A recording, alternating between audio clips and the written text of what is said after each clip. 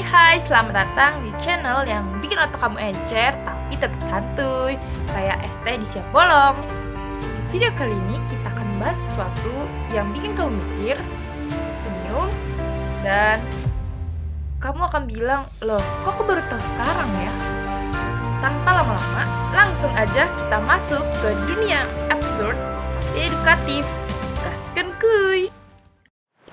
Gelombang ada di sekitar kita, salah satunya terdapat di lautan. Bahkan saat anak kecil yang sedang bermain pun ada gelombangnya.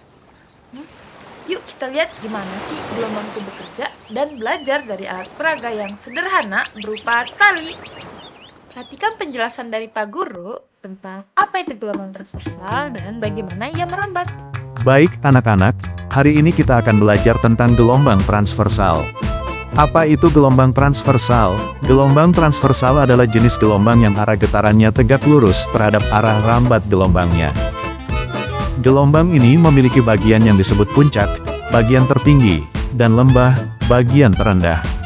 Jarak dari satu puncak ke puncak berikutnya disebut panjang gelombang. Besarnya tinggi puncak dari garis tengah disebut amplitudo, dan ini menentukan seberapa kuat gelombangnya. Dari demonstrasi ini, kita dapat melihat gimana sih bentuk dari gelombang transversal yang tercipta. Baiklah, agar kalian semua lebih paham lagi, Bapak meminta dua orang untuk maju dan membantu Bapak untuk mendemonstrasikan gelombang transversal. Alat peraga yang digunakan yaitu seutas tali, yang bertujuan untuk menunjukkan dan memahami bentuk serta sifat gelombang transversal secara langsung. Sekarang perhatikan lagi nih bagian gelombang yang naik dan turun. Itulah perut dan simpul gelombang.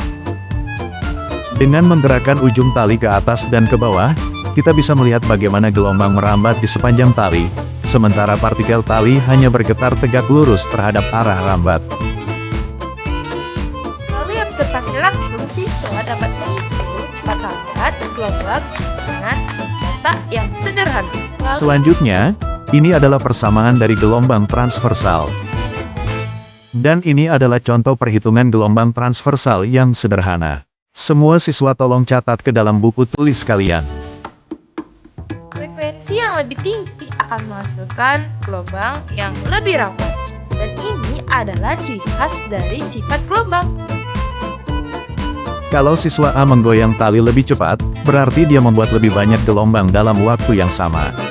Itu artinya frekuensinya naik. Karena tali tidak berubah dan kecepatannya tetap, maka panjang tiap gelombang justru jadi lebih pendek.